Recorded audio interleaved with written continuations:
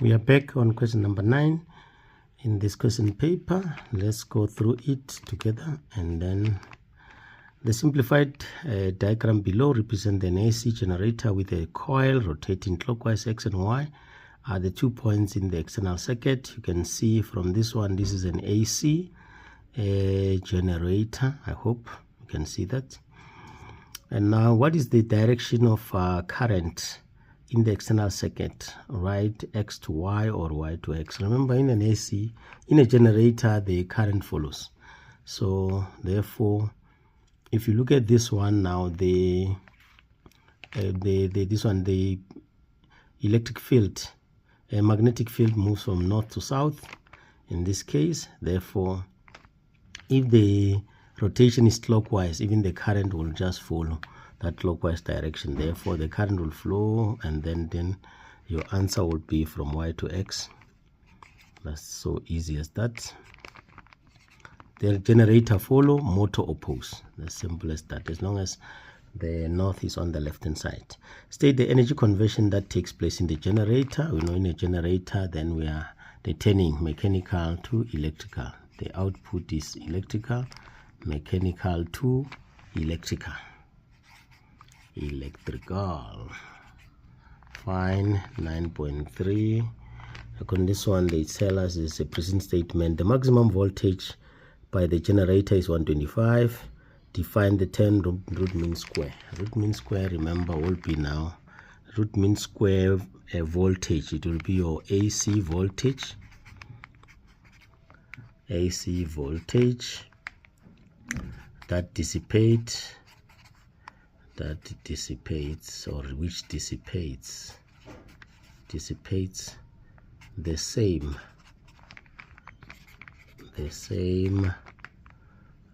amount of energy as an equivalent. Can forget the word equivalent is just in bracket as DC voltage. Fine. 9.4. Then 9.4, calculate the root mean square voltage VRMS of the generator. We are given Vmax, therefore just know that you'll find the formula VRMS is there equals to Vmax over root 2. Therefore Vmax is 125 divided by root 2, which will give us 88.39 volts. Get all the marks there, very easy. Fine. 9.5, they say to us the total resistance in the external circuit is 42.4 ohm. Calculate the maximum current. Remember, if you are using Ohm's law, remember R equals to Vmax over Imax. It's very easy. That's that. Resistance is 42.4. Vmax we know is 125, therefore we're calculating Imax. Therefore Imax will be, in this case, 2.95 amperes. That's how easy is this question. No problem. 9.6, moving. The generator induced current at a frequency of 20 Hertz. The coil started rotating from the initial position as shown in the diagram. We look at the diagram, mean that now where the coil is, the EMF is maximum. Mean that we are starting from maximum, because if it was this, it will be minimum. So you must know that maximum, minimum. That's the case. And now sketch the diagram of induced current versus time for 2 complete rotations of the coil. Indicate the time taken for 2 consecutive rotations. That one we're going to use this one as a to say period equals to 1 over frequency, which is 1 over 20. Then we'll find that, and then the maximum current. So dealing with that one, we know that now the period will be 1 over frequency, which is 1 over 20, which give us 0.05 seconds. So it takes 0.05 to complete 1 a full circuit, then no problem. Let's do, we are starting from maximum. This will be the case, and finish here. We know up to here it will be 0.05, and then up to here it will be 0.1. This is the time in seconds, and then the maximum voltage current. In this case they say do the current in amperes. This is 0, and then this one will have negative. So they say draw the induced current. Induced current here, the maximum current is 2.95, and negative 2.95. That will be the case, and then you are done. Get all the marks. There are 4. Let's go to the last question here in the question paper, which is about photoelectric effect. Hopefully we are winning now. Question 10. Question 10 is about photoelectric effect. Question 10. Now let's go. According to this one, they say 10.1. They start with the definition to say define the term photoelectric effect. Obviously, this one is a process. A process whereby electrons are ejected from the metal surface.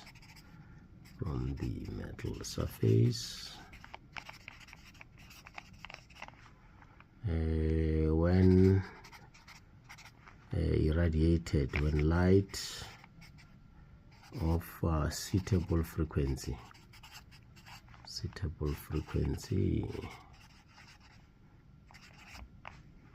is incident on that surface. In the case only suitable one. Remember the condition here, only the frequency must be greater or equals to the threshold, or the energy of that photon must be greater or equals to the work function. That's why the word suitable. Now 10.2, they say to us,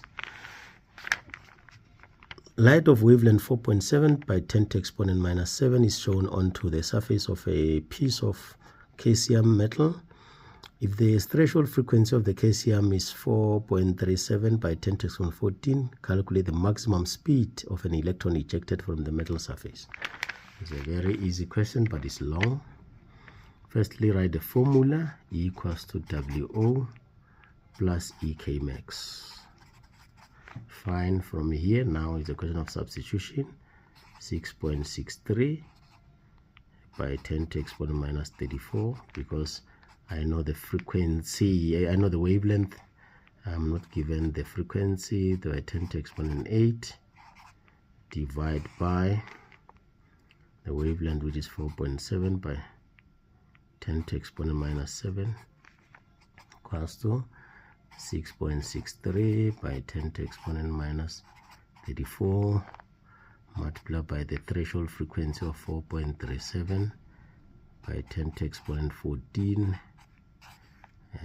This is this, and then plus the last part of this calculation will be half multiplied by 9.11, that is the electron mass, by 10 to exponent 31 multiplied by v squared. Therefore v, if you use your calculator, you find that is 5.41 by 10 to exponent 5 meters per second. Those electrons are very fast. Now 10.3.1, yes, there's a statement here to say simply electroscopes consist of a zinc disc of a metal stem and a thin length of gold foil. When the electroscope is neutral, the foil hangs vertical as shown in the diagram below, diagram 1 below. When the electroscope is negatively charged, the foil is repelled the stem, and then as shown in the diagram 2. Fine. When ultraviolet is shown on the disk of the negatively charged zinc, the zinc electroscope, the foil collapse, and that now electrons are ejected. Very good. Hence, it's collapsed towards the stem. How does the frequency of the ultraviolet compare to the threshold frequency of the zinc? Obviously, it's higher than. Okay, fine. Remember that condition. The electrons are only ejected when the oncoming radiation has got a higher frequency than the threshold. So higher than, yes, very good, higher than 10.3.2, yes. Explain, okay, why the foil collapse. Then obviously, first point is that electrons are ejected. Electrons are ejected since the energy, since energy of a photon of ultraviolet light is greater than the work function, work function of zinc.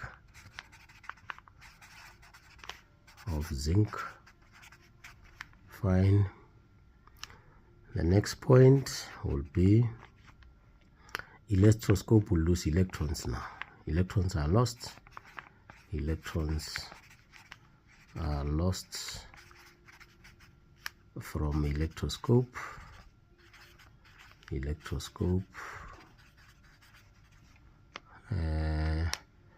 And it becomes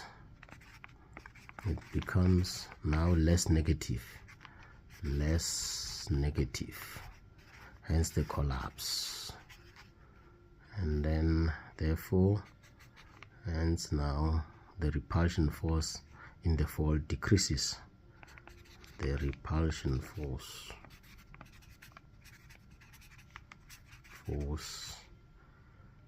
decreases. Hope it's clearer. The last question now, in this case, they are telling us this to say. Okay, fine. Let's see.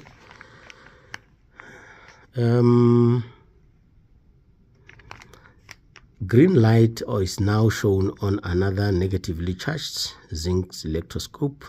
The foil does not collapse. Obviously, one of those conditions are not met. Will the foil collapse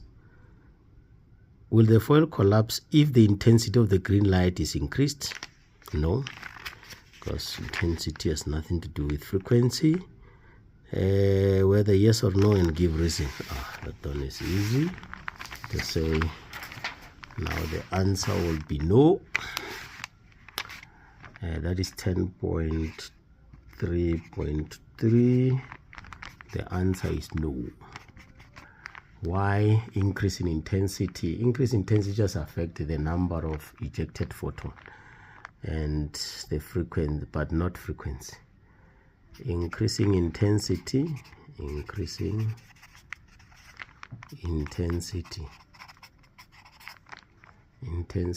of light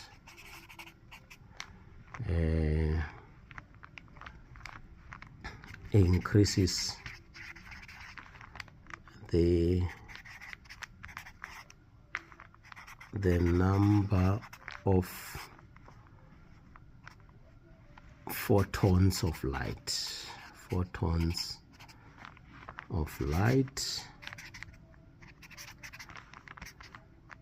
With the same frequency. I think that one will be the best answer. With the same frequency, or just only increase the number of photons of light, but the frequency remains the same. And that one is the because remember we said as that one is For ejection to be electron to be ejected, there are two conditions. The frequency of oncoming radiation must be greater or equal to the threshold frequency, or the energy of the photon of oncoming radiation must be greater or equal to the work function. If this one is not met, no problem. So intensity affects the number of photons. Intensity affects photons, whereas frequency affects the kinetic energy in this case. So we affect the energy of photon, which also affect the kinetic energy, the speed of those ejected electrons. But this one, no. Once you increase the intensity, frequency remains the same.